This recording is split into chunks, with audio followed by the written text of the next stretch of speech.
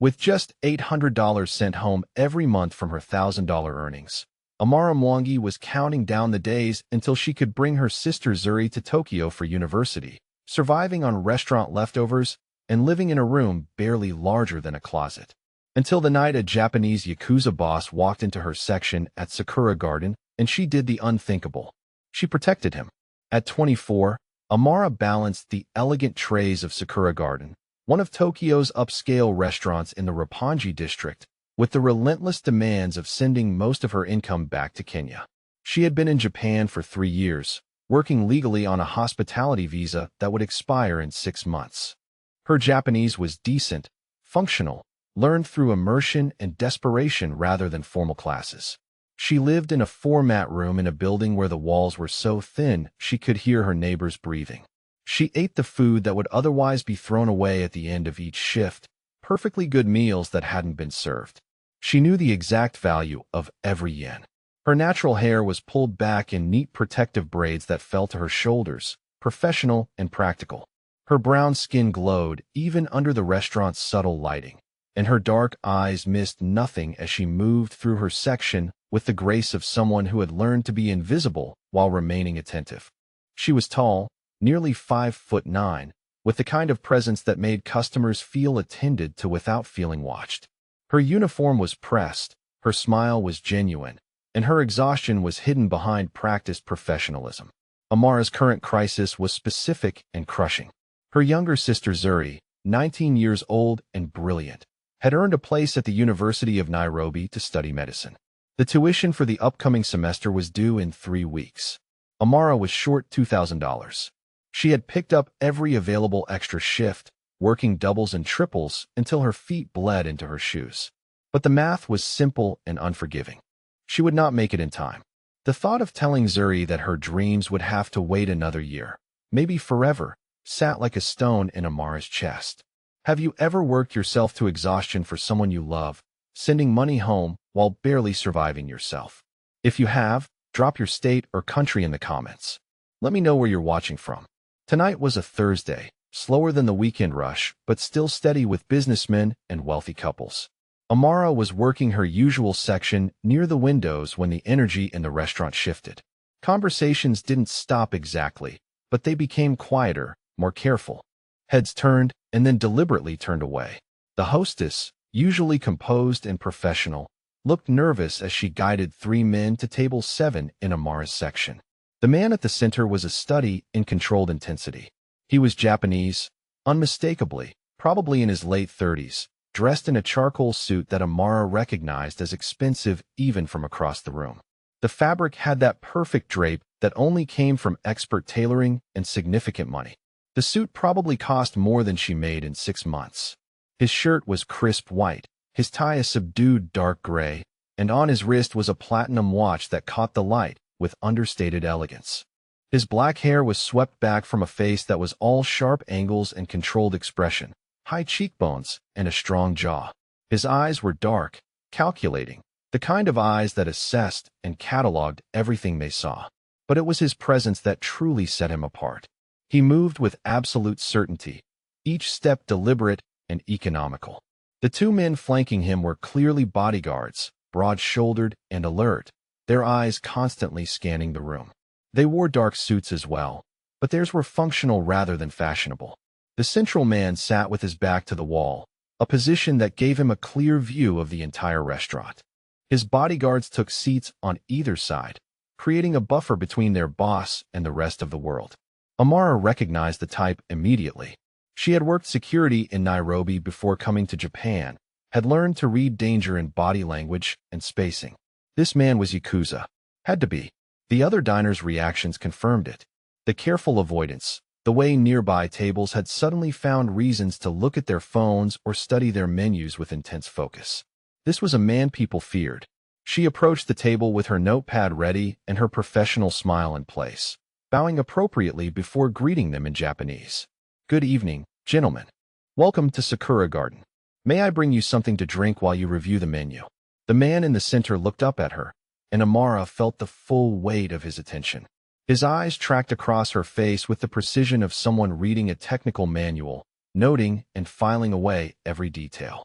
When he spoke, his voice was low and measured, each word deliberate. Green tea. Hot. His Japanese was Tokyo standard, educated and precise. Amara nodded, then turned to the bodyguards who ordered water.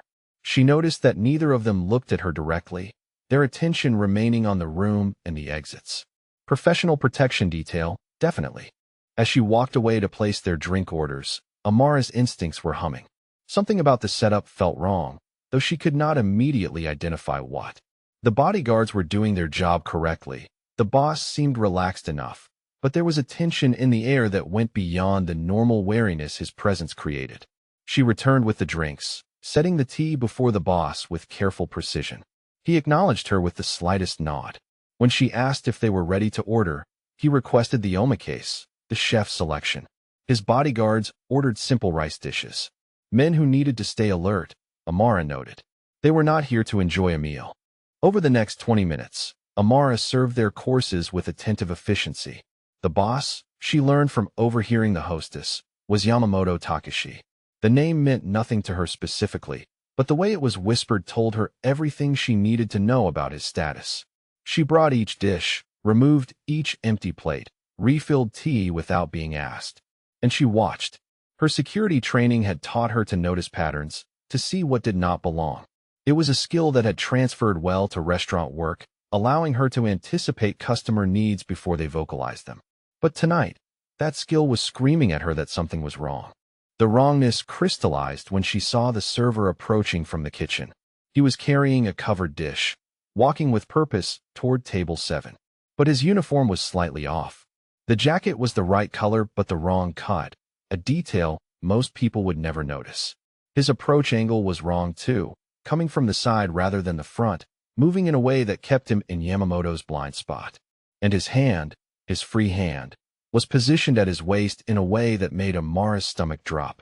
She had maybe 3 seconds to make a decision. Her mind calculated rapidly. If this man was a threat and she did nothing, Yamamoto would likely die. The restaurant would descend into chaos. She would lose her job in the aftermath, and with it any hope of sending money home.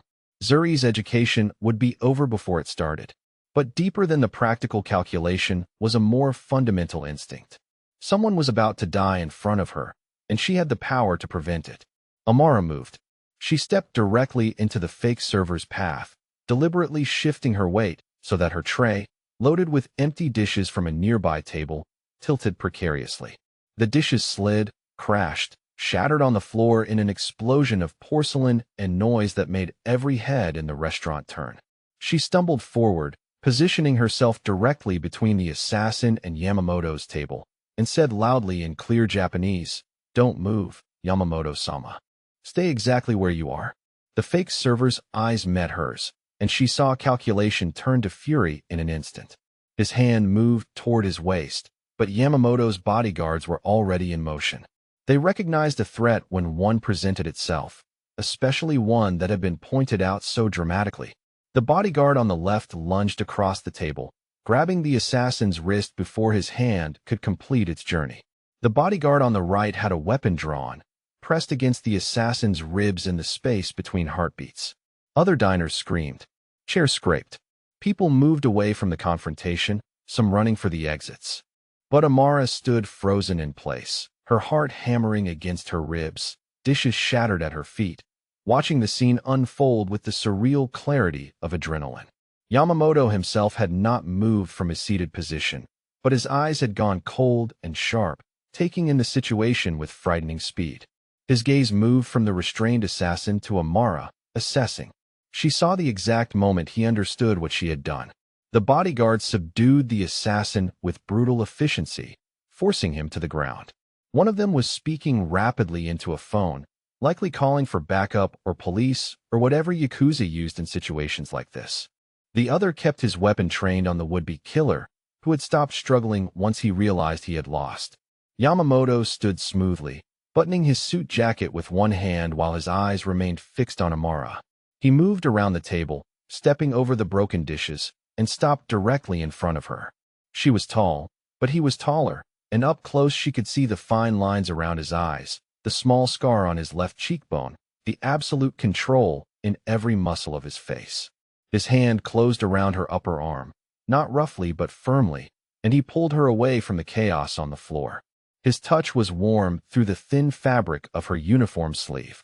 He guided her to the edge of her section, away from the growing crowd of security personnel who were flooding in through doors Amara had not known existed.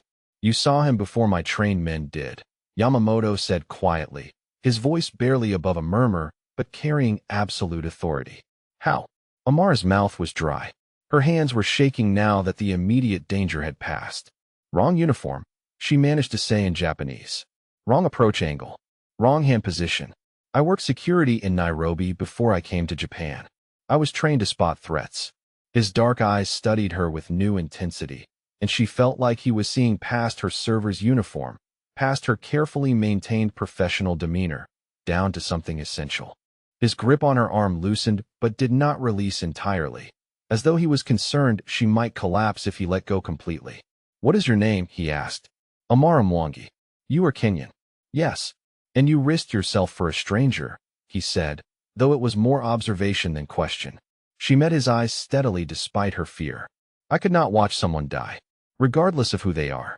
Something shifted in his expression, too subtle to name, but present nonetheless. He released her arm finally, reached into his jacket, and produced a business card. Black, expensive cardstock with silver lettering.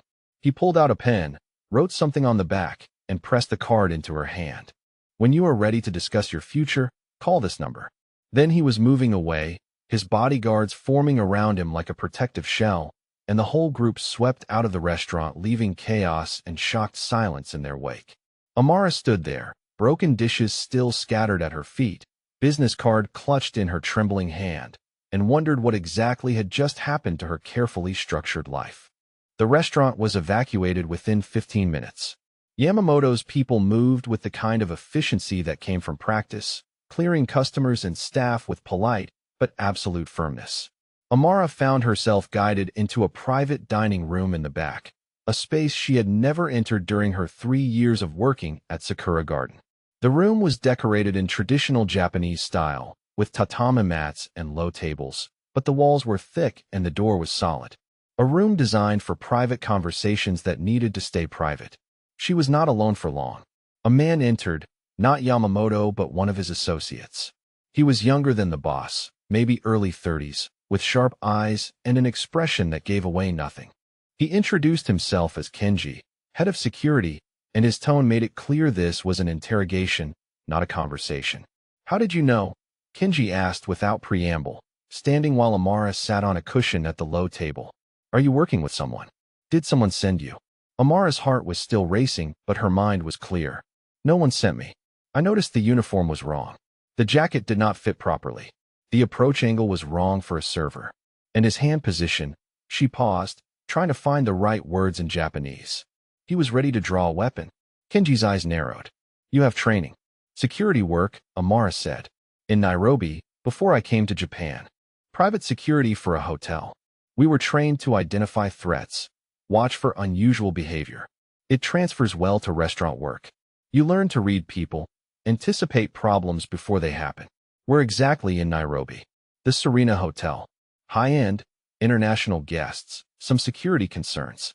I worked there for 2 years before I saved enough money to come to Japan." Kenji pulled out his phone, made several calls in rapid Japanese that was too fast and too technical for Amara to fully follow.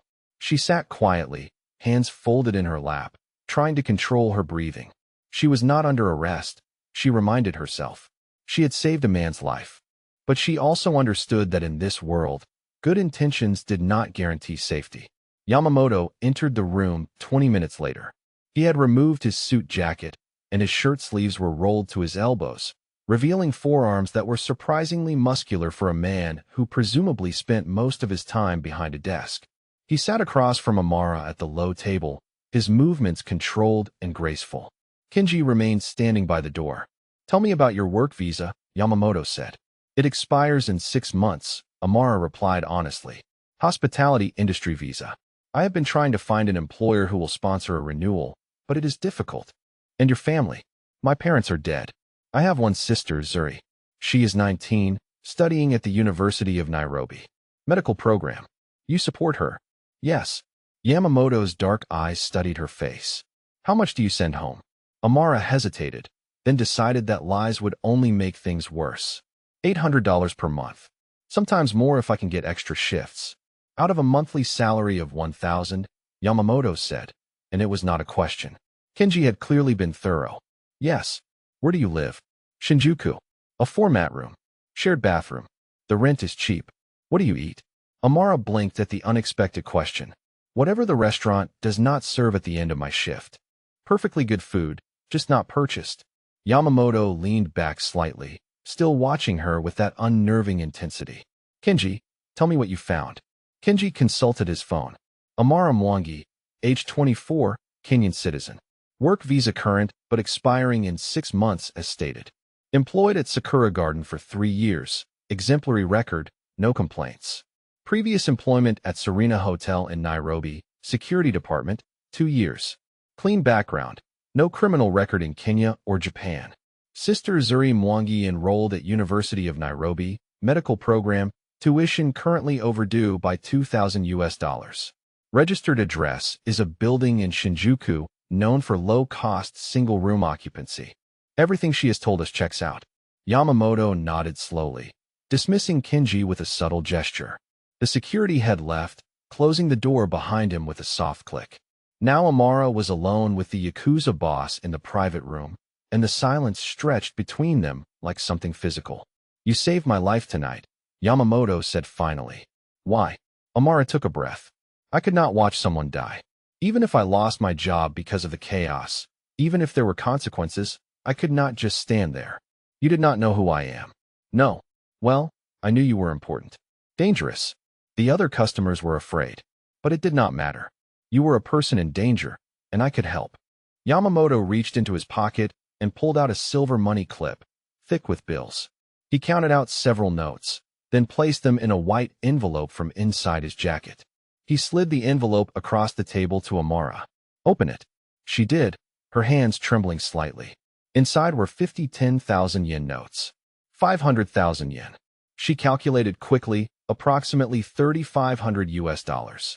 More than enough for Zuri's tuition with money left over for Amara to eat properly for months. She stared at the money, unable to process what she was seeing. This is too much, she whispered. It is what your action is worth to me. Consider it advance payment. Payment for what? Yamamoto leaned forward, his elbows on the table, his dark eyes locked on hers. I need someone with your skills. Someone who sees threats that others miss. Someone who is not blinded by fear or corrupted by greed. Someone who acts on instinct to protect rather than instinct to profit. He pulled a business card from his pocket, the same black card he had given her earlier, and placed it on the table between them. When you are ready to discuss permanent employment, call that number. We will talk about terms, about what I can offer you, about what I would expect in return. What kind of employment? Amara asked, though she already knew the answer would be complicated. The kind where you use those instincts to keep dangerous men alive. Starting with me. Amara looked at the envelope of money, then at the business card, then at the man across from her. Yamamoto Takeshi. Yakuza boss. Criminal. Dangerous. Everything she should avoid. But he had just handed her the solution to her most pressing problem, and he was offering her something more. A future that did not involve expired work visas and eating leftover food. I will think about it, she said quietly. Do not think too long. Your world and mine have intersected now. That has consequences. He stood smoothly, rebuttoning his sleeves with precise movements. The interview was over. Amara took the envelope, feeling its weight in her hands, and followed him out of the private room. The restaurant was empty now except for cleaning staff and a few of Yamamoto's people. Her manager stood near the entrance, looking pale and shaken. Yamamoto paused at the door, turned back to Amara. Take tomorrow off. You have had a difficult evening. When you return to work, we will talk again. Then he was gone, sweeping out into the Tokyo night with his remaining bodyguards around him. Amara stood in the empty restaurant, envelope of money clutched against her chest, business card in her pocket, and tried to understand what had just happened to her life. She went home that night and counted the money 3 times to make sure it was real. Then she went online and transferred $2,000 to Zuri's university account, watching the confirmation number appear on her screen with a sense of relief so profound it made her dizzy. She sent a message to her sister. Tuition paid. You can stay in school. Study hard. Zuri's response came immediately despite the time difference. Amara, how did you manage this? Are you okay? Did you eat? Amara smiled through tears. She had not realized she was crying. I am fine. I got a bonus at work. Everything is fine. Focus on your studies. She did not mention the Yakuza boss or the assassination attempt or the envelope of money that represented more cash than she usually saw in 3 months. Some truths were too complicated to explain over WhatsApp. The next morning, Amara returned to Sakura Garden for her scheduled shift, only to find the manager waiting for her at the employee entrance. His expression was apologetic but firm. Mwangi-san, I am very sorry, but I have to let you go. Last night was too much trouble. Yakuza violence, police questions, customers scared away. The owner says we cannot have staff who bring that kind of attention. I will pay you through the end of the week, but today is your last day. Amara felt the ground shift beneath her feet. She had anticipated this possibility, but having it confirmed still hit like a physical blow. Without this job, her visa was worthless. Without a visa, she would be deported. The money Yamamoto had given her would run out eventually, and then what? She took her final paycheck and left the restaurant, walking through Tokyo's morning crowds in a daze. She had Yamamoto's card in her pocket. She had his offer, but accepting it meant stepping fully into a world she did not understand, becoming part of something dangerous and probably illegal. She spent the next 2 days searching for new employment, applying everywhere that might sponsor a visa. But her visa was expiring soon, and employers were not interested in the hassle. On the 3rd day, as she was leaving an unsuccessful interview at a hotel in Shibuya, she noticed them. 2 men. Following her. Not Yamamoto's people, she was certain of that. These men moved differently, with a predatory quality that made her skin crawl. They kept their distance but maintained visual contact, herding her subtly away from crowded areas. Amara's security training kicked in. She recognized the pattern. They were not planning to approach her in public. They were guiding her toward a location where they could act without witnesses. She calculated her options rapidly. Running would only delay the inevitable. Fighting was pointless when outnumbered. Screaming might bring help, but it might also accelerate their timeline. She pulled out her phone, found Yamamoto's business card in her wallet, and dialed the number with shaking fingers. He answered on the 2nd ring. Yamamoto.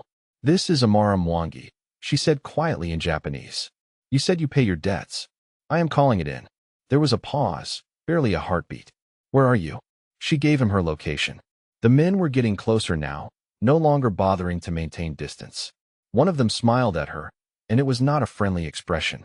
Do not move, Yamamoto said, his voice sharp and commanding. My men are 2 minutes away. Amara stood still on the sidewalk, phone pressed to her ear, watching the 2 men approach. She had saved a Yakuza boss's life 3 days ago. Now she was about to find out if he truly paid his debts, or if she had made the worst mistake of her life. The 2 men were less than 10 meters away when the sleek black cars appeared. 3 of them, moving in coordinated precision that spoke of military training and serious resources. They cut off the street, blocking traffic with the kind of authority that suggested consequences for anyone who complained. Car doors opened and men emerged, all wearing dark suits, all moving with purpose. Kenji was among them, and his eyes found Amara immediately. He moved to her side while the other men formed a perimeter. The 2 men who had been following her stopped, recognition dawning on their faces as they saw the Yamamoto family colors on the lapel pins the security team wore. One of them reached for something inside his jacket, but Kenji's voice cut through the tension like a blade. You really want to start something here, in broad daylight, in Shibuya, with witnesses everywhere. Touch that weapon and you will not leave this street alive. The 2 men exchanged glances, calculated odds, and made the smart choice. They backed away slowly, hands visible, then turned and disappeared into the crowd. Kenji watched them go with cold eyes, then turned his attention to Amara. You are unharmed. Yes, Amara managed, her voice shaking despite her best efforts to control it. Come with me. Boss wants to see you. The ride to the Yamamoto compound was silent. Amara sat in the back seat of the middle car, flanked by security personnel who said nothing but radiated alertness. She watched Tokyo pass by outside the tinted windows, familiar streets giving way to increasingly exclusive neighborhoods. They entered Setagaya district, where houses hid behind high walls and property values were measured in the tens of millions. The compound itself took her breath away. The wall surrounding it was at least 3 meters high, topped with subtle but clearly sophisticated security measures. Cameras tracked their approach. A gate that looked like it could stop a military vehicle rolled open smoothly. Inside, the grounds were extensive, with traditional Japanese gardens and several buildings arranged around a central structure that was part traditional house and part modern fortress. Amara was guided to the main house, through an entrance that spoke of wealth so profound it needed no ostentation. The floors were polished wood, the walls adorned with art that looked like it belonged in museums, and everything smelled faintly of cedar and expensive incense. She was taken to a receiving room with tatami mats and a low table, floor-to-ceiling windows overlooking a private garden where water flowed over carefully arranged stones. She sat on the cushion provided, her heart still hammering from the pursuit, and waited. A woman in traditional dress brought tea, green and fragrant, served in a cup that Amara was afraid to touch because it looked priceless. She sipped it carefully, feeling the warmth spread through her chest, and tried to steady her breathing. Yamamoto entered 10 minutes later. He had changed from the business attire she had seen him in at the restaurant. Now he wore dark slacks and a crisp white shirt with the sleeves rolled up, somehow managing to look both more casual and more intimidating. He sat across from her at the low table with fluid grace, his dark eyes assessing her with that same intensity she remembered. "You were not followed to your apartment," he said. It was not quite a question. "No," Amara replied. "I noticed them downtown. I stayed in public areas. When I realized they were hurting me away from crowds, I called you." "Good instincts," Yamamoto said with approval. "Tell me what you saw." She described the men in detail, their positioning, their movements, the way they had coordinated without obvious communication. Yamamoto listened without interrupting, then nodded to Kenji, who had entered silently and stood by the door. "Probably Tanaka family," Kenji said, "testing whether she is under our protection. They saw her shield you at the restaurant. They want to know if she matters to you." "She matters," Yamamoto said flatly. "Make that clear. I want her apartment monitored. I want any approach to her reported immediately. And I want a message sent to Tanaka that anyone who touches her will answer to me personally." Kenji bowed and left. Amara sat very still, processing what she had just heard. "She matters. Under our protection." The words carried weight she was only beginning to understand. A doctor arrived next, an older man with kind eyes who examined Amara despite her protests that she was fine. He checked her pulse, her pupils, asked questions about whether she had eaten or slept. When he was satisfied that she was physically unharmed if shaken, he prescribed rest and proper meals, instructions he delivered to Yamamoto, as though Amara's welfare was now his responsibility. After the doctor left, Yamamoto stood. "Come with me." He led her through the house, down a hallway lined with beautiful woodwork and subtle lighting. They entered a room that was clearly his private office. Dark wood furniture, bookshelves filled with volumes in both Japanese and English, a desk that was precisely organized, and windows that overlooked the garden. He gestured for her to sit in one of the chairs facing the desk, then moved to a side table and poured 2 glasses of what looked like whiskey. He handed her one. She took it, surprised. "Drink," he said. "It will help with the shock." She sipped, feeling the burn travel down her throat, warming her from the inside. He sat behind his desk, his own glass cradled in long fingers, and studied her in silence for a long moment. "I am going to make you an offer," Yamamoto said finally. "I want you to listen to all of it before you respond. Can you do that?" Amara nodded. 15 million yen per year. That is approximately 105,000 US dollars. The money will be paid in monthly installments, deposited directly to an account I will set up for you. Full housing here in the compound. You will have a private apartment in the staff wing, your own space, furnished and maintained. Food, clothing, all necessities will be provided. You will not need to spend your salary on anything except what you choose. He paused, watching her reaction. She was frozen, unable to process numbers that large. He continued, "Your sister's university fees will be paid directly to the University of Nairobi. All 4 years of her medical program, tuition, books, housing, expenses. No questions asked. You will never have to worry about whether she can afford to continue her education." Amara's throat was tight. She could not speak. In exchange, you will serve as my personal security observer. You will live here, on the grounds, under my protection. You will accompany me to all meetings, all public appearances, all private gatherings where my safety may be at risk. Your job is simple. You watch. You observe. You tell me when you see threats that others miss. You do exactly what you did at the restaurant. You keep me alive. He leaned forward, his expression serious. What I expect is absolute loyalty, complete discretion. Everything you see, everything you hear in this world stays in this world. If you witness my business, you forget it the moment it is done. If you see danger, you act immediately. You report only to me. You follow my instructions without hesitation. You live under my rules.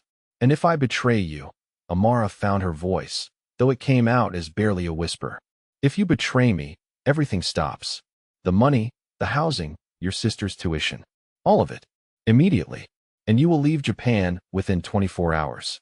That is the professional consequence. The personal consequence would be worse, but I do not think it will come to that. You are not the type to betray trust. He sat back, picked up his whiskey, and took a slow sip.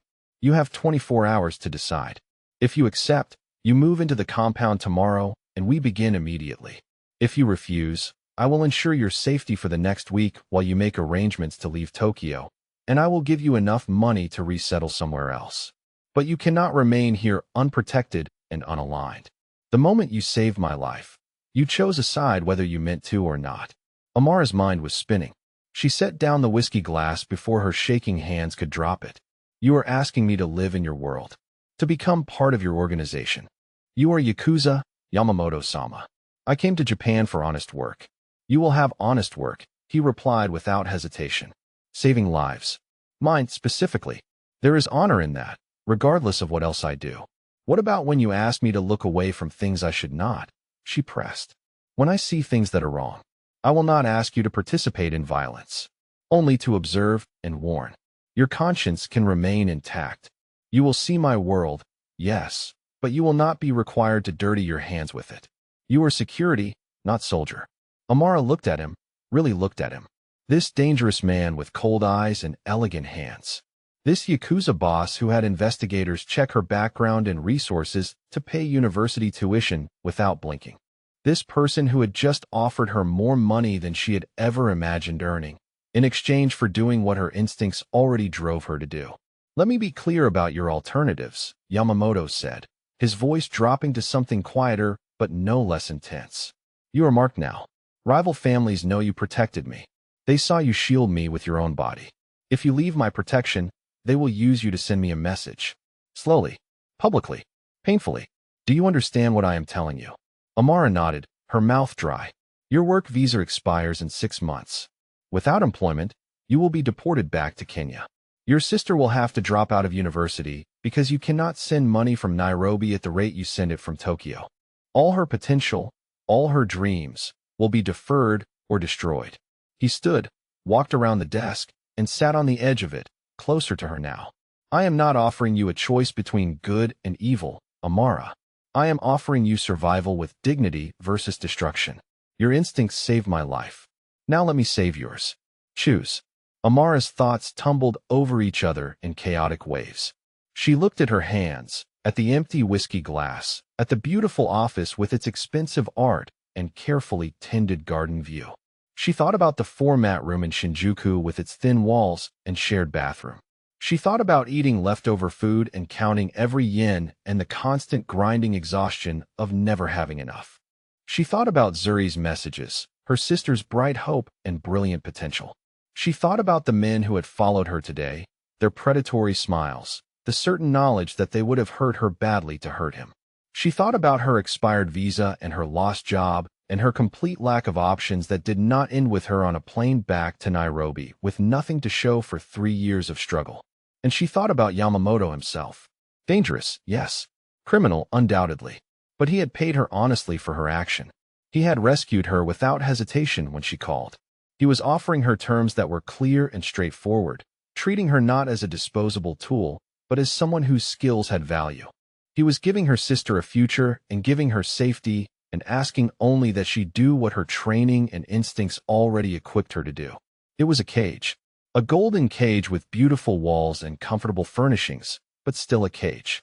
Once she entered his world, extraction would be difficult if not impossible. She would be his, bound to him by money and protection and the absolute necessity of his favor. But it was a cage where Zuri would become a doctor, where Amara would eat 3 meals a day and sleep in a real bed and never again count coins to see if she could afford rice, where her skills would be valued and her safety would be guaranteed, where she would matter to someone powerful enough to make that matter true.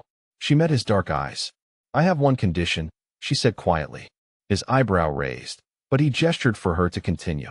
"If you ever ask me to compromise my integrity beyond observation, if you ask me to hurt someone, or help hurt someone, or do something that goes against who I am, I walk away. No matter the cost. I will take the consequences, but I will not become someone I cannot recognize in the mirror." Yamamoto studied her for a long moment, something like respect flickering in his expression. "Agreed," he said finally. "I do not need you to be killer, Amara. I need you to be exactly what you are. Someone who sees clearly and acts without hesitation to protect. Do not change that. I value it too much." "Then I accept," she said, her voice steady despite the magnitude of what she was choosing. "I accept your terms, Yamamoto-sama." He stood, moved to a cabinet, and pulled out a folder. Inside was a contract, actual legal documentation with all the terms he had described laid out in both Japanese and English. She read it carefully. Everything was there, exactly as he had stated. Salary, housing, benefits, expectations, consequences. It was surprisingly legitimate looking for an agreement with a Yakuza boss. She signed. He signed. He handed her a key card. "Your apartment is ready. Kenji will show you. We begin tomorrow. Morning briefing at 7. Then you accompany me to a business meeting at 9. He paused, then added more softly, "You made the right choice, Amara. I protect what is mine. And you are mine now." She took the key card, feeling its weight in her palm like a talisman. She had just sold her freedom for security and her sister's future. She had just agreed to live in the shadow world of Tokyo's criminal underground. She had just bound herself to a dangerous man whose world operated by rules she barely understood. But when she thought about calling Zuri to tell her that all 4 years were paid for, that she could focus on studying instead of worrying about money, Amara could not find it in herself to regret the choice. She stood, bowed properly, and followed Kenji out of the office to see her new home. Over the next 6 weeks, Amara's life transformed in ways she was still trying to process. Her apartment in the staff wing was small by compound standards, but luxurious by any measure she had previously known. She had an actual bedroom with a real bed, not a futon on the floor. A private bathroom with a deep soaking tub. A small kitchen she barely needed since meals were provided in the main house. Large windows that overlooked the garden, letting in natural light that made the space feel open and peaceful. Her daily routine developed a rhythm that was both foreign and strangely comfortable. Morning briefings at 7 with Kenji and the security team, learning the day's schedule, discussing potential threats and security protocols. She was introduced to the hierarchy of the Yamamoto organization, learning faces and names and positions. Kenji remained somewhat distant, his professionalism a wall she had not yet breached, but he was thorough in his training. He taught her the signals the security team used, the procedures for different threat levels, the layout of properties Yamamoto frequented. At 9 most mornings, she accompanied Yamamoto to his appointments. Business meetings in private offices, lunches with associates, inspections of legitimate enterprises the family controlled. She stood against walls or sat in corners, observing everything, cataloging faces and behaviors and anything that seemed out of place. She learned to read the subtle power dynamics in rooms full of dangerous men, to notice when someone's deference was genuine versus performed, to spot the small tells that indicated hostility or deception. The first time she proved her value beyond the restaurant incident was during a meeting at a private club in Roppongi. 2 representatives from a rival family had come to negotiate territory boundaries, a formal discussion with rigid protocols. Amara stood behind Yamamoto's chair, silent and watchful, while the men talked in carefully coded language about shipping routes and real estate development. But she noticed one of the bodyguards accompanying the rival representatives. His stance was wrong, weight too far forward, ready to move. His hand stayed too close to his waistband where a weapon would be concealed. His eyes were not scanning the room for general threats like a proper bodyguard. They were tracking exits and calculating distances to Yamamoto. She stepped forward smoothly, leaned down to whisper in Japanese close to Yamamoto's ear. The bodyguard on the left, armed beyond agreement protocols. Aggressive posture. Watch him. Yamamoto's expression did not change, but he shifted slightly in his seat, a subtle signal. Kenji, positioned near the door, caught the movement and his attention sharpened. Within 2 minutes, Yamamoto had smoothly concluded the meeting, citing scheduling conflicts, and the group departed the club earlier than planned. Later, Kenji confirmed that the bodyguard had indeed been armed with more than the agreed-upon single concealed weapon, and that surveillance indicated the rivals had been planning some kind of confrontation. The early departure had disrupted whatever they intended. Yamamoto found Amara in the monitoring room that evening where she was reviewing footage with the security team. "Well done, Mwangi-san," he said, using her surname with the polite honorific. "Your observation prevented a situation. I just watch, Yamamoto-sama. That is my job. You do it better than men I have had watching for years." His dark eyes held approval that made something warm unfold in her chest. "Keep doing exactly what you are doing." The first time she saw him outside of his carefully controlled boss persona was late one night 3 weeks into her employment. She could not sleep, jet lag and stress still disrupting her circadian rhythm despite the time she had already spent in Japan. She went to the monitoring room, thinking she could practice threat recognition by reviewing old footage from various properties. She was surprised to find Yamamoto there, sitting at one of the consoles with a cup of tea, watching monitors that showed empty streets and quiet buildings. He looked up when she entered, and for a moment she thought she should apologize and leave. But he gestured to the chair beside him. "You do not sleep either," he observed. "Still adjusting," she said, sitting carefully. "Everything is different here." He poured a second cup of tea from the pot beside him and slid it across to her. The gesture was unexpectedly domestic, intimate in a way that caught her off guard. They sat in silence for a moment, watching the monitors display their quiet feeds. "How is your sister?" Yamamoto asked, startling her with the personal question. "She is well. She sent me a message yesterday. Very happy about her classes. Grateful for the tuition payment. She thinks I got a big promotion at the restaurant." "You did not tell her." "How could I?" Amara looked at her tea. "She would worry. She would think I am in danger. She would want me to come home." "You are in danger," Yamamoto said matter-of-factly. "But you are also protected. There is a difference." She glanced at him. "Why did you trust me so quickly? You could have just given me money and sent me away. Why bring me into your world?" He was quiet for a moment, his elegant fingers wrapped around his teacup, his profile sharp in the blue glow of the monitors. "You did not hesitate to protect a stranger. That instinct cannot be faked. It comes from something fundamental in a person's character. I have spent my life learning to read people, to see what they hide beneath the surface. In you, I saw someone rare. Someone who acts from integrity rather than calculation." He turned to look at her. "I needed that. In my world, everyone calculates. Everyone has an angle. You shielded me with your body without thinking about what you could gain from it. That kind of person is valuable beyond measure." Amara felt something shift in how she saw him. Not just a dangerous boss, but a man who valued things beyond power, who recognized integrity when he saw it, who was perhaps lonelier than his position allowed him to show. The cultural challenges were harder than she had anticipated. Japanese business culture was layered with protocols and hierarchies she had not fully understood as a restaurant server. The proper way to bow, the proper level of language to use with different ranks, the proper distance to maintain, the proper way to serve tea or accept a business card. She made mistakes, inevitable and embarrassing. During a formal dinner with visiting dignitaries from another region, she used casual language when addressing an elder boss from Osaka, not realizing the level of respect required. The room went quiet. The man's expression hardened. Amara felt her stomach drop as she realized her error.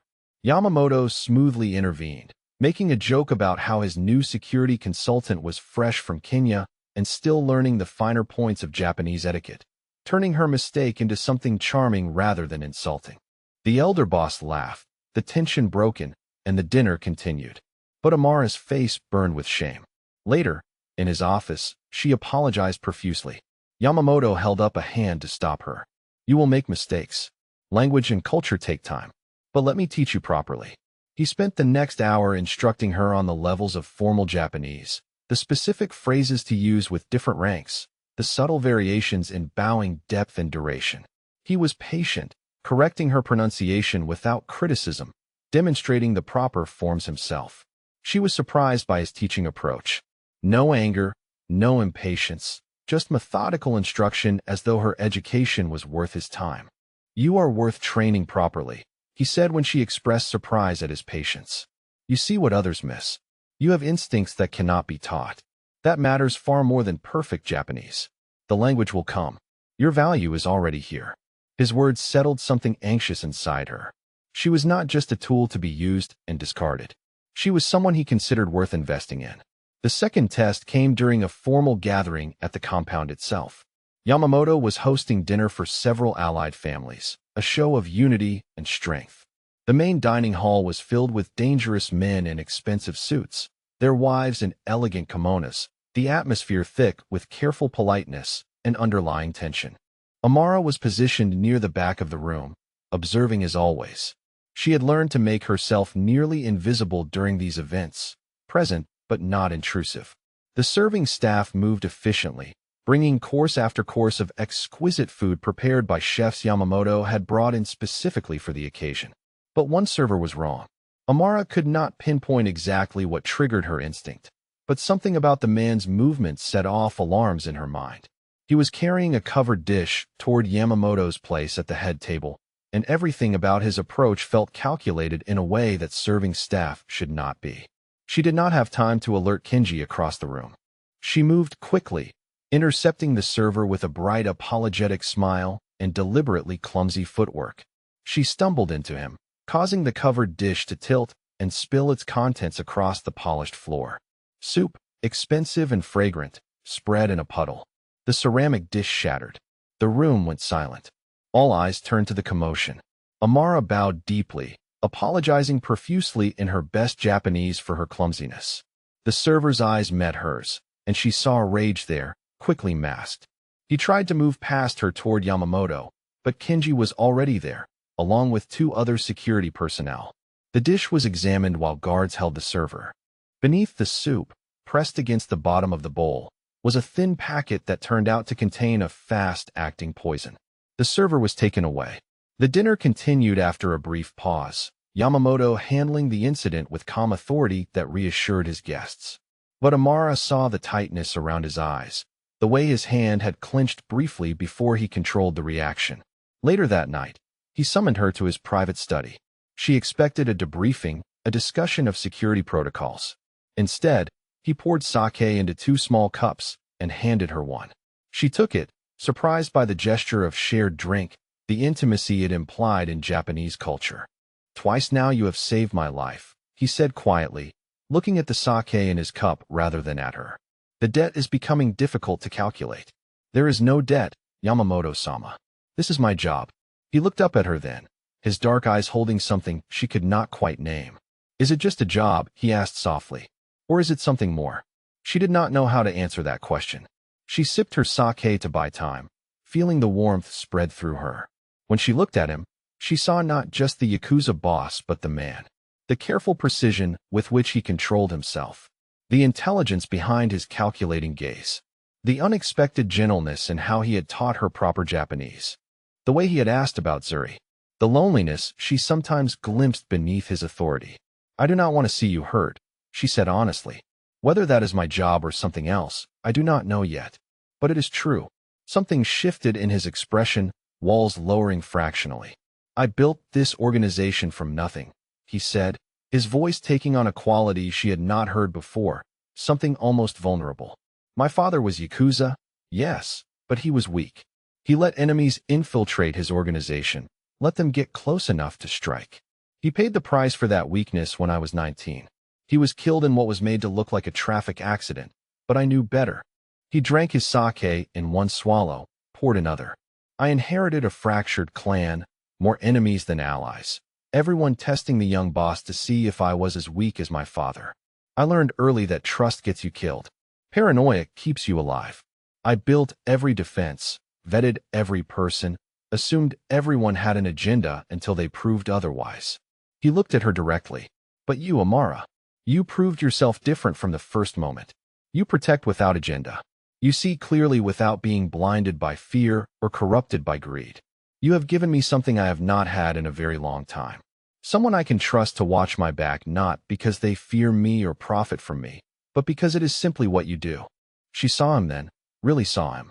Not the dangerous Yakuza boss, but the young man who had lost his father to violence and had to become hard to survive, who had built walls so high that no one could see him as human anymore, who valued her precisely because she had no angle, no calculation, just instinct to protect.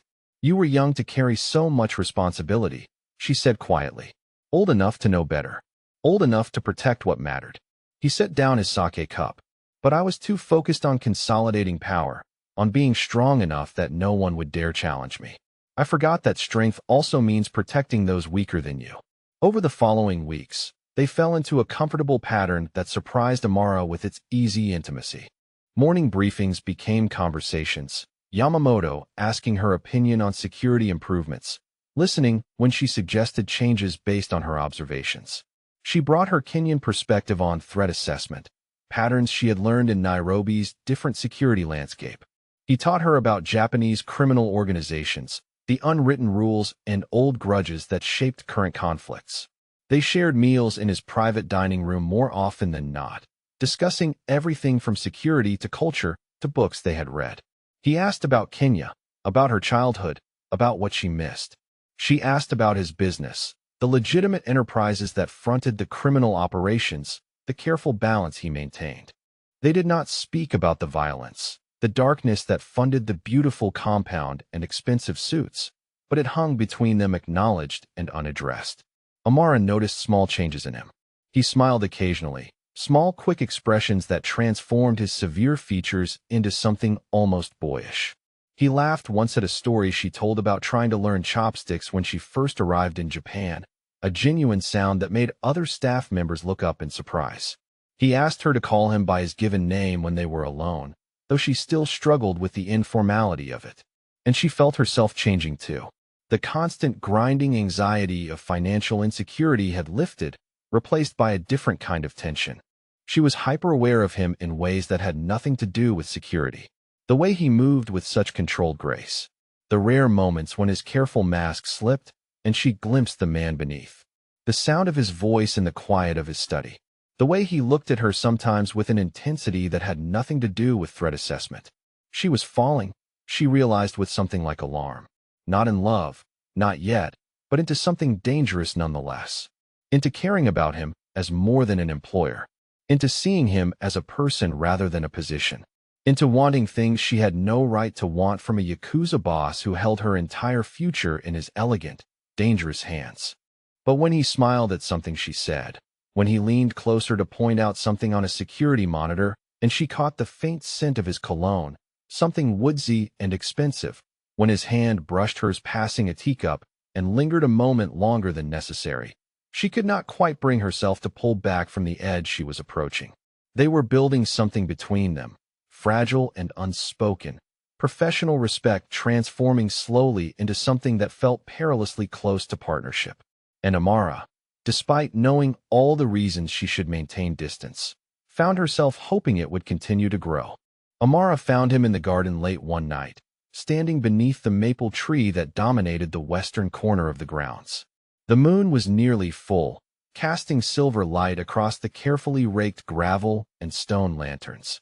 She had been on her way back to her apartment after reviewing security footage when she glimpsed his silhouette through the windows. Something about his posture, the uncharacteristic slump of his shoulders, made her change direction. She should leave him to his privacy. She knew that. But her feet carried her out into the garden anyway, across the smooth stones, until she stood a respectful distance away. He did not send her away, did not even turn around, just stood there looking at the moon through the maple branches. You should be resting, he said quietly. Tomorrow is a full schedule. I could say the same to you, Yamamoto-sama. He made a sound that might have been a laugh if it had held any humor. Come here, Amara. Stop standing so far away. She moved closer, until she stood beside him beneath the tree. Up close, she could see the tightness around his eyes, the way his jaw was clenched. He was holding something small in his hands, turning it over and over with restless fingers. A photograph, she realized. Old, the edges worn from handling. My younger brother, he said, not looking at her, but holding the photo so she could see it. Hiroshi, he would have been 30 this year. The boy in the photograph could not have been more than 14. He had Yamamoto's sharp features, but softened with youth, and his smile was open and unguarded in a way she could not imagine on his older brother's face. He wore a school uniform and held a baseball glove, frozen in a moment of uncomplicated happiness. He looks kind, Amara said softly. He was. Yamamoto's voice was rough, each word seeming to cost him something. Everything good, sweet, gentle, believed the best of people. Everything I was not, everything I could not afford to be while building what our father had destroyed. His hand tightened on the photograph. I was 22 when father was killed. Hiroshi was 14, too young to understand what it meant that our world had become dangerous, too innocent to recognize threats. I was consumed with consolidating power, with being strong enough that no one would dare challenge us again. I did not see that in protecting the organization, I had forgotten to protect him. What happened? Amara asked, though she was not sure she wanted to know the answer. Yamamoto was silent for a long moment, his throat working as though forcing words past some internal barrier. The Tanaka family wanted to send a message. They wanted to show that the young Yamamoto boss was not as strong as he pretended, that he could be hurt, that he had weaknesses. He drew in a shaking breath. They took Hiroshi from his school. It was so simple. Just walked up to him in his uniform with his baseball glove and his homework, and they took him. They held him for 3 days. 3 days during which they made sure I knew exactly what they were doing to him. During which they sent me pieces of evidence that he was suffering. Amara felt her chest tighten with horror. She wanted to touch him, to offer comfort, but she held herself still. By the time I found him, by the time I mobilized enough force to get him back, it was too late. What they had done to him, the things they had made him endure, it was meant to break me. And it did. For a while it did. His voice dropped to barely a whisper. He died in my arms. 14 years old, broken and scared. And he died asking me why I had not protected him, why I had let them hurt him. For the first time since she had met him, Amara saw tears track down Yamamoto's face. Silent, bitter tears that he made no move to wipe away. She understood now. The paranoia, the obsessive security, the walls he had built around himself. The reason her instinct to protect had resonated so deeply with him. He was trying to save everyone he could not save then. You were barely more than a child yourself, Amara said gently. 22, trying to hold together an organization, fighting for survival. You could not have known. I was old enough to know better, he said harshly. Old enough to understand that power without protection is meaningless. I destroyed the Tanaka family for what they did. Completely. Systematically. There is not a single member of that bloodline left alive. But it did not bring him back. He finally looked at her, his dark eyes reflecting moonlight and pain. That is why I built all of this. The security, the protocols, the obsessive control. Because I failed once, and the cost was someone I loved. I will not fail again. I cannot. Amara did what instinct told her to do. She closed the remaining distance between them and wrapped her arms around him. He went rigid with surprise, and for a moment she thought he would pull away. But then something in him broke, and he leaned into her embrace, his forehead dropping to her shoulder, his body shaking with silent grief that might have been years in the making. They stood like that beneath the maple tree, her arms around him, his carefully maintained control shattered into pieces she was trying to hold together. She did not speak, did not try to fix what could not be fixed, just held him while he allowed himself, for perhaps the first time in years, to mourn properly. When he finally pulled back, his eyes were red but his breathing was steadier. He touched her face briefly, his fingers warm against her cheek. Thank you, he said quietly, for not telling me it was not my fault, for just staying. You protect now what you could not protect then, Amara said. There is honor in that. Your brother would understand. I hope so. He carefully folded the photograph and slipped it back into his pocket. I hope somewhere he understands that everything I have become, every person I have saved, every threat I have eliminated, it is all for him. He looked at her with an expression she had never seen on his face before, something raw and undefended. You remind me of why I do this, of why it matters. When I watch you move through this world with your integrity intact, when I see you protect without calculation, it reminds me that there is still good worth preserving. Amara felt something shift in her chest, warmth spreading through her ribs. She reached out and took his hand, lacing her fingers through his. They stood together in the garden as clouds moved across the moon, and neither of them spoke about the fact that what was growing between them had moved well beyond employer and employee into territory neither was quite ready to name. The next morning, Amara had a video call scheduled with Zuri. She took it in her apartment, sitting by the window where the light was good, and waited for her sister's face to appear on the screen. When it did, Zuri was radiant. She was in her dorm room, textbooks visible in the background, her hair pulled back in a neat bun. "Amara," she said, her smile so wide it made Amara's heart ache. "You will not believe what happened. Professor Kamani wants me to assist with his research project. He said my work in biochemistry is exceptional. This could lead to publication, to opportunities one never dreamed of." Amara smiled, pushing down the complicated feelings rising in her chest. "That is wonderful, Zuri. You have worked so hard for this." "Because of you," her sister said, her eyes shining. "Everything I have, everything I am becoming, it is because you sacrificed for me. You saved my life, Amara. I know you are working so hard in Tokyo, sending money, barely keeping anything for yourself. I want you to know I do not take it for granted. I will make you proud." "You already do," Amara said, her voice thick. "Just focus on your studies. That is all I need from you." They talked for another 20 minutes, Zuri sharing stories about her classes and her friends and the future she was building.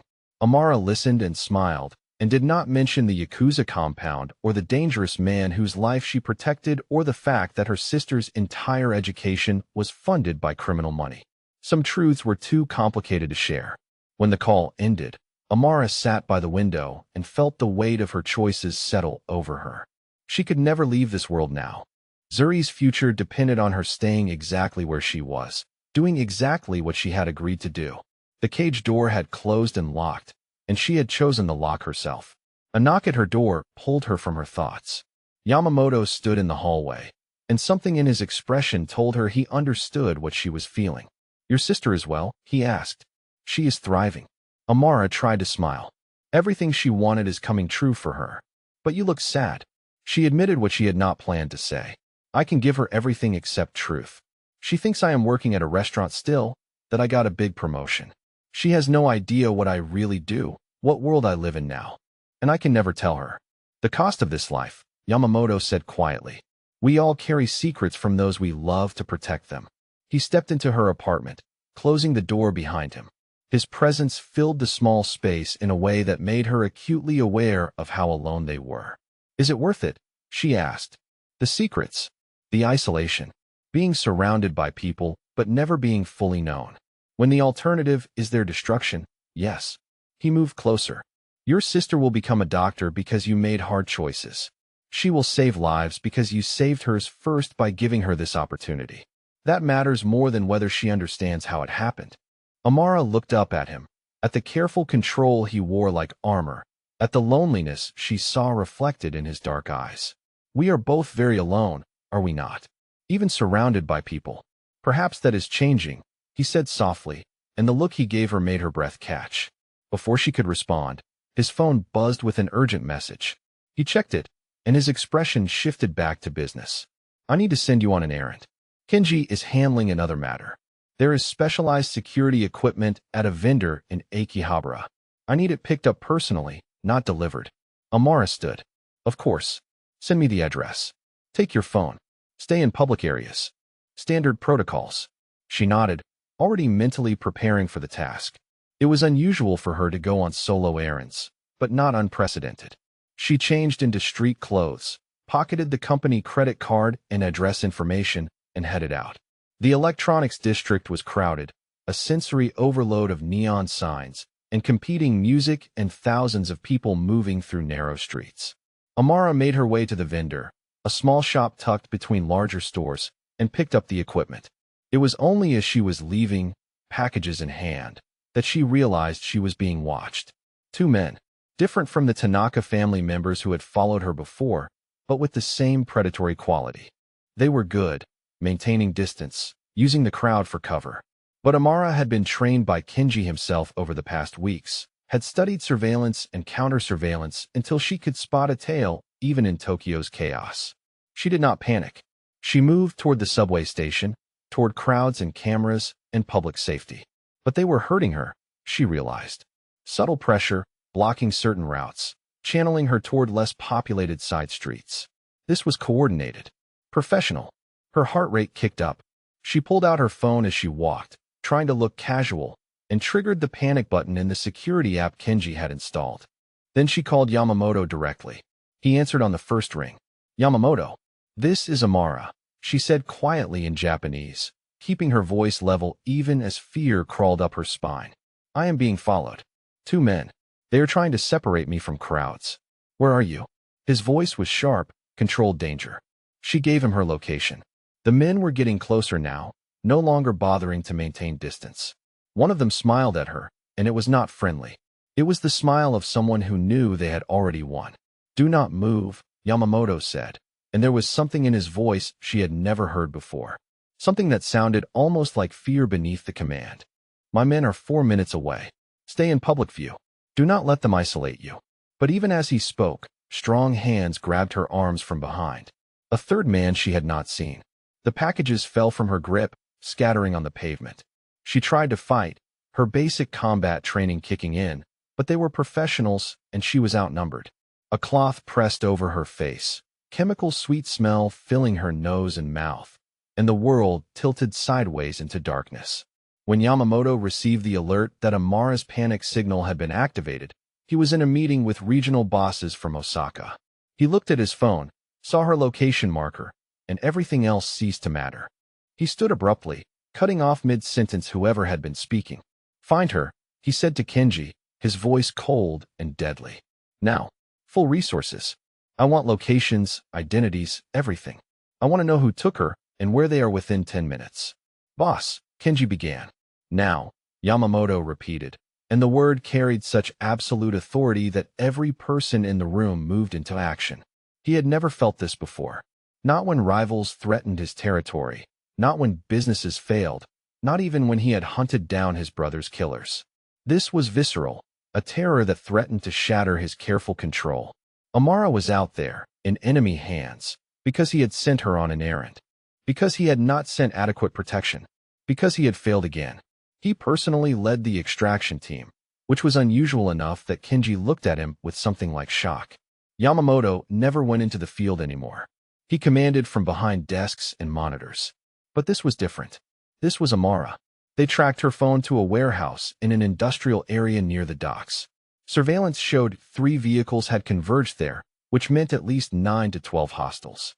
A coordinated extraction operation, likely from a rival family, making a statement.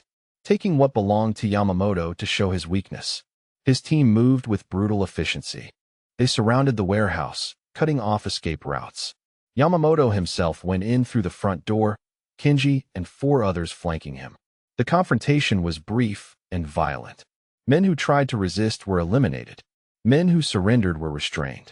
Yamamoto moved through the space like a force of nature, cold and precise, and absolutely lethal. He found Amara in a back room, bound to a chair but apparently unharmed. They had not started interrogating her yet, had been waiting for someone higher up to arrive. Her eyes widened when she saw him, relief and something else flooding her expression. He crossed to her in 3 strides, cutting through her bonds with a knife he pulled from inside his jacket. His hands shook as he checked her for injuries, fingers gentle despite his fury. "Are you hurt? Did they touch you?" "No," Amara said, her voice rough but steady. "I am fine. They just took me. Nothing else yet." Yet. The word made his vision go red for a moment. The thought of what they had planned, what they would have done if he had arrived even an hour later. He pulled her to her feet and then, without thinking, pulled her against his chest, one hand cradling the back of her head, the other wrapped around her waist holding her close. She was alive. Whole. Safe. The relief was so intense it made his knees weak. His team secured the location. Kenji handled the cleanup. Yamamoto just held Amara, feeling her heartbeat against his chest, breathing in the scent of her hair, reassuring himself that she was truly unharmed. Back at the compound, he insisted on checking her himself despite the doctor's clearance. In his private quarters, away from eyes and protocols, he examined her wrists where the ropes had left marks, touched the faint bruise on her cheek from where they had forced the chloroform cloth against her face. "I am okay," she said softly. "Really, Yamamoto-sama. You came in time." He looked at her, really looked at her, and could not hide what he was feeling.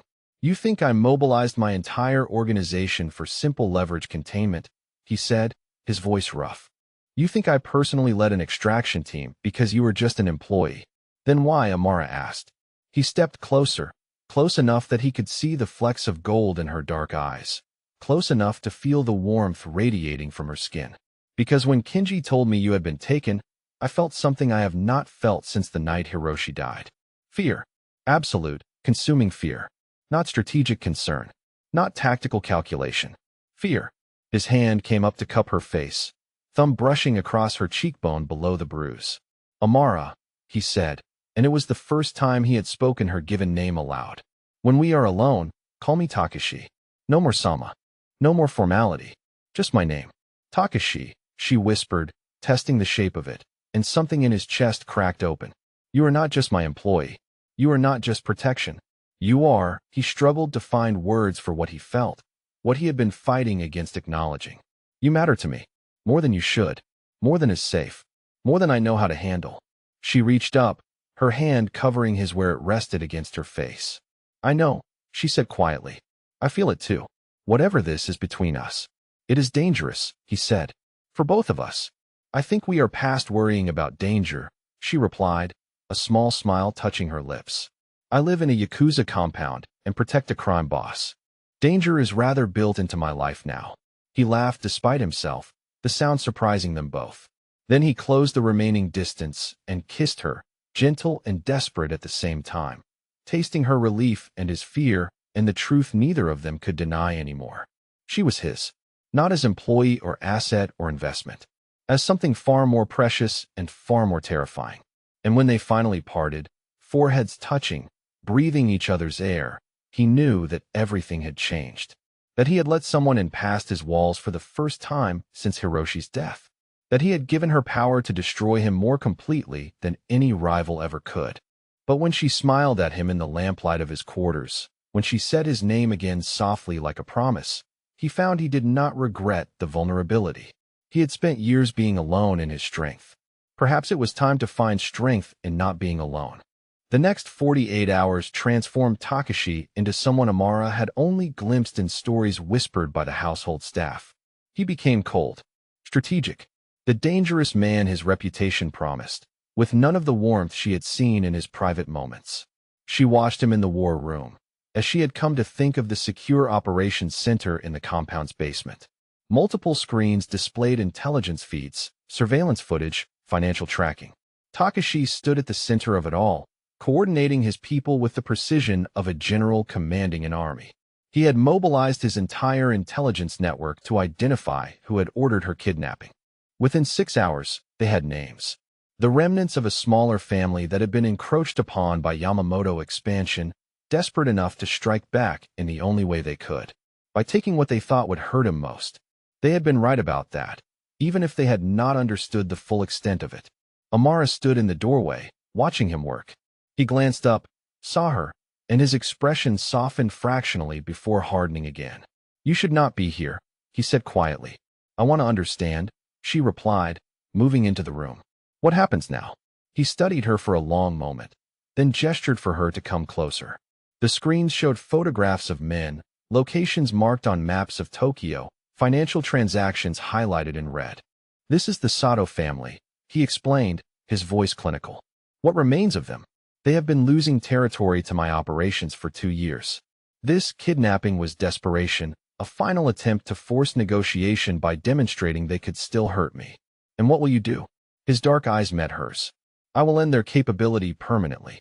Not just the men who took you. The entire organization. Their leadership, their resources, their ability to threaten anyone I protect. I will dismantle them completely." She should have been horrified. Some part of her knew that. But instead, she felt safe. This darkness served a protective purpose. It was violence, yes, but violence aimed at ensuring she would never be in danger again. Will you be safe? She asked, and was surprised by how much the answer mattered. Something shifted in his expression. You are worried about me, he said, and it was not quite a question. Of course I am worried about you. She moved closer.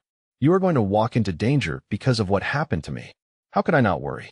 He reached out and touched her face, his fingers gentle despite the coldness that still clung to him from the planning session.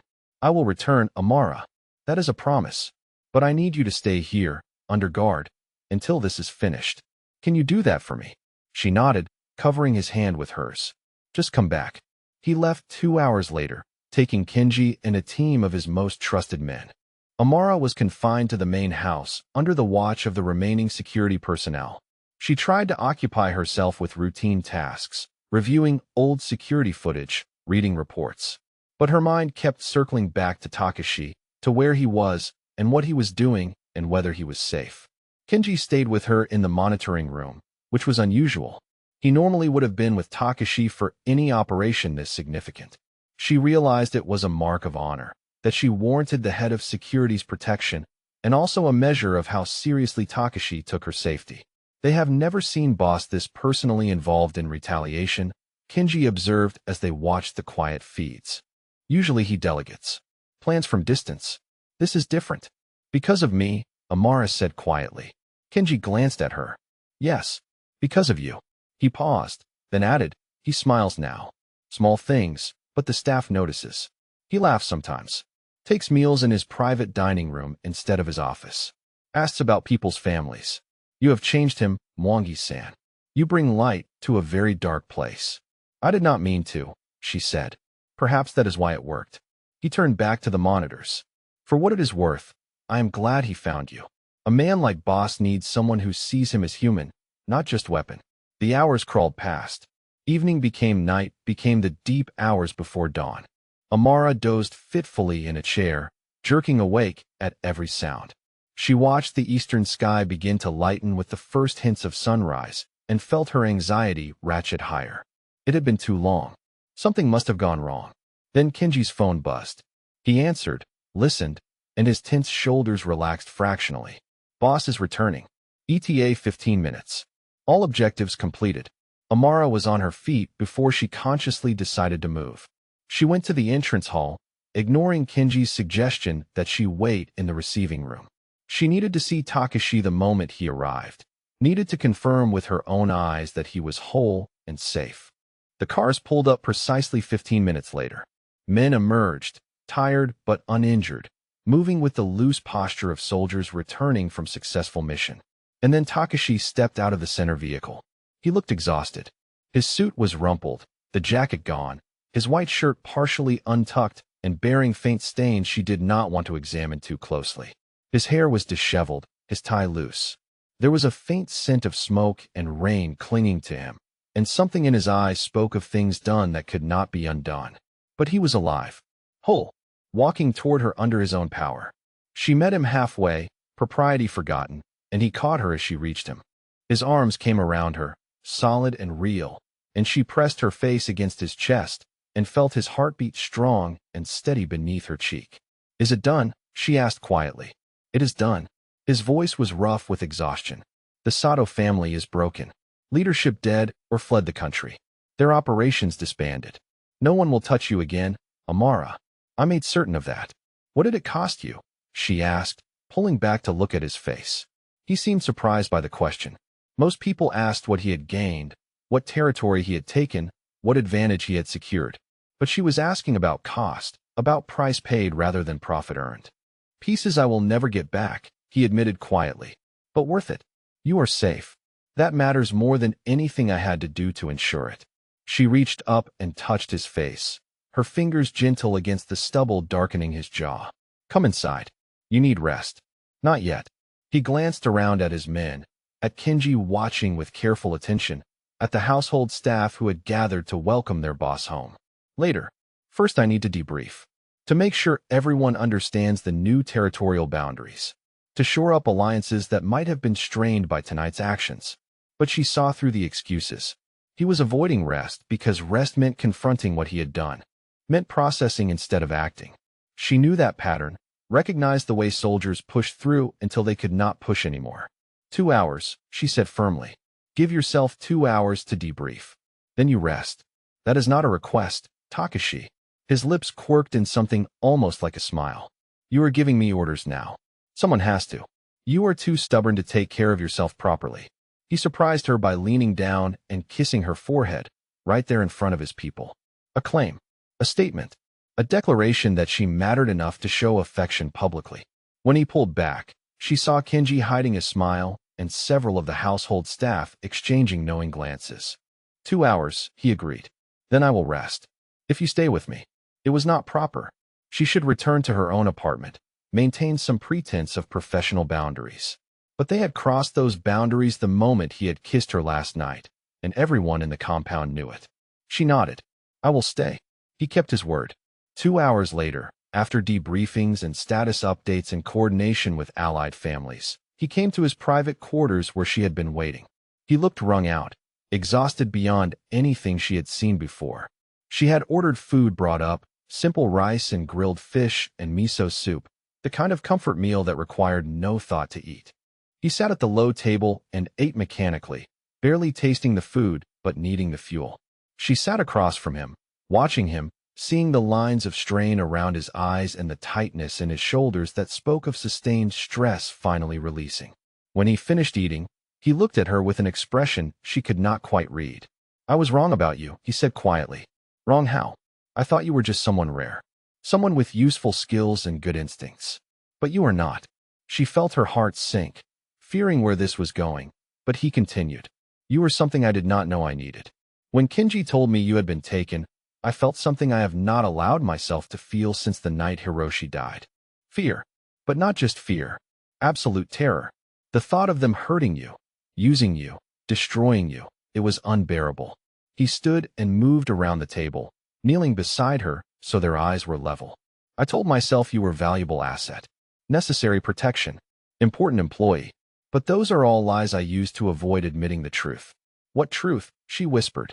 That you matter more than you should. More than is safe. More than I can control. I built this entire empire on control, on never caring enough about anyone that losing them could break me. And then you walked into my world and shielded me with your body without hesitation and looked at me like I was a person instead of a weapon, and now I do not know how to go back to not caring. He took her hands in his. When they took you, when I mobilized every resource I have to get you back, it was not about pride or possessiveness or protecting my interests. It was because the thought of a world without you in it was intolerable. Do you understand what I am telling you? Amara felt tears prick her eyes. I understand. You are not employee Amara. You are not asset or obligation or debt. You are mine. Not because I own you or control you, but because I cannot imagine my life without you in it anymore. Because you have become necessary to me in ways I do not have words for. He pulled her closer, his forehead touching hers. Tell me you understand. Tell me I am not alone in this. You are not alone, she said, her voice shaking. I am yours, Takashi. I chose this world. I chose to stay. I chose to accept your protection. But somewhere along the way it stopped being about the job or the money or even my sister's future. I stayed because of you. Because you make me feel seen and valued and safe. Because when you smile at something I said, or when you teach me proper Japanese, or when you trust me enough to show me your grief, I cannot imagine being anywhere else. His control finally shattered completely. He kissed her with desperate intensity, months of restraint and longing and fear all released in the contact. She kissed him back with equal desperation, her hands tangling in his hair, anchoring herself to this moment, and this man, and this impossible choice that had become the only choice she wanted. When they finally broke apart, both breathing hard, he said the words she had been both hoping for and fearing. You are mine, Amara. Say it. I need to hear you say it. I am yours, she agreed. And you are mine, Takashi. Broken pieces, dangerous life, dark world, all of it. You are mine. Forever, he said, and it was promise and claim and prayer all at once. She woke in his bed as dawn light filtered through the windows, his arm wrapped around her waist, his breath warm against the back of her neck. For a moment, she just lay there, feeling the solid weight of him behind her, the safety of being held. Then he stirred, pulling her closer, and she turned in his arms to face him. He looked different in sleep. Younger. The harsh lines of his face softened, the constant tension eased. She touched his cheek gently, and his eyes opened, dark and warm as they focused on her. "Good morning," she said softly. "It is," he agreed, his voice rough with sleep. "Because you are here." They lay together in the quiet morning light, and for the first time since she had entered his world, Amara felt completely at peace. The fear and uncertainty and moral conflict that had plagued her melted away, leaving only certainty. This was where she belonged. With him. In this dangerous, complicated life they had built together. Eventually they rose and dressed. Takashi was different this morning, she noticed. Still controlled, still precise, but there was an ease to him that had not been there before. As though acknowledging what was between them had lifted some burden he had been carrying. Over breakfast in his private dining room, he said something that surprised her. "I want you as my wife, Amara. Not mistress. Not hidden thing. Wife. Public acknowledgement. Legal marriage. You as matriarch of the Yamamoto family." She set down her tea carefully. "Your world will accept that. A Kenyan wife. My world will accept what I tell them to accept," he said with absolute certainty. "I am Yamamoto Gumi head. If they want my leadership, they respect my choices. But I need you to understand what you would be agreeing to. Being Yakuza wife means danger never fully ends. Means living behind walls sometimes. Means our children, if we have them, grow up in this world with all its complications." She considered his words carefully.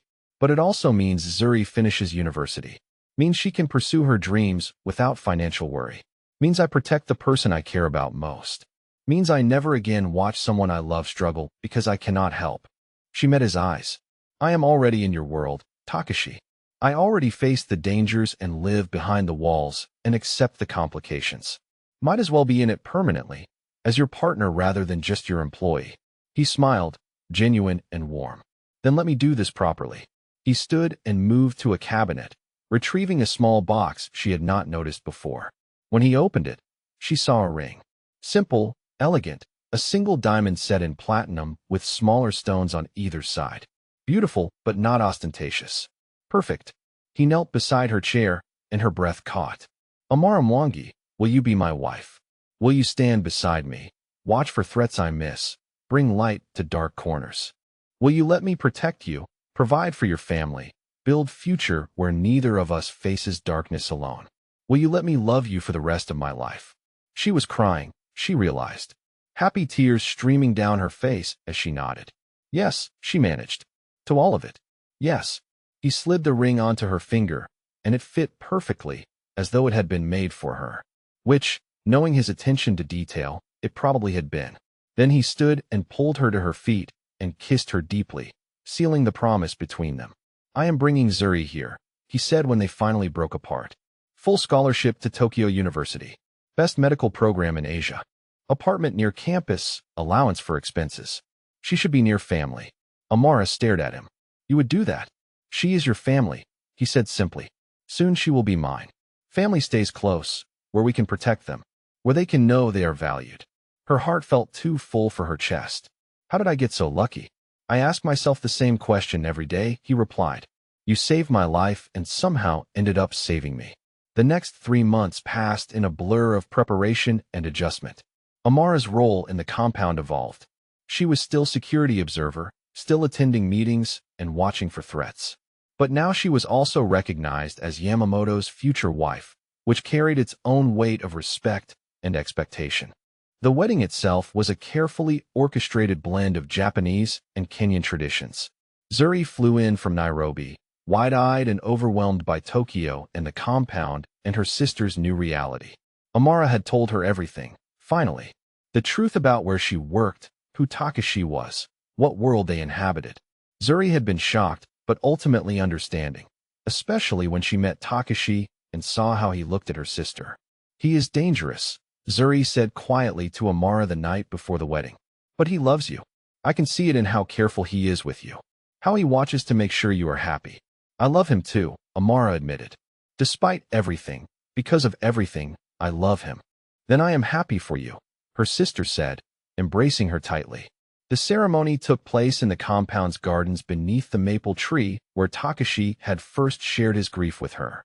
Japanese dignitaries and Yakuza bosses attended alongside Zuri and a small delegation from the Kenyan embassy. Amara wore a traditional white kimono for the ceremony, then changed into a vibrant Kenyan dress for the reception, honoring both worlds she now inhabited.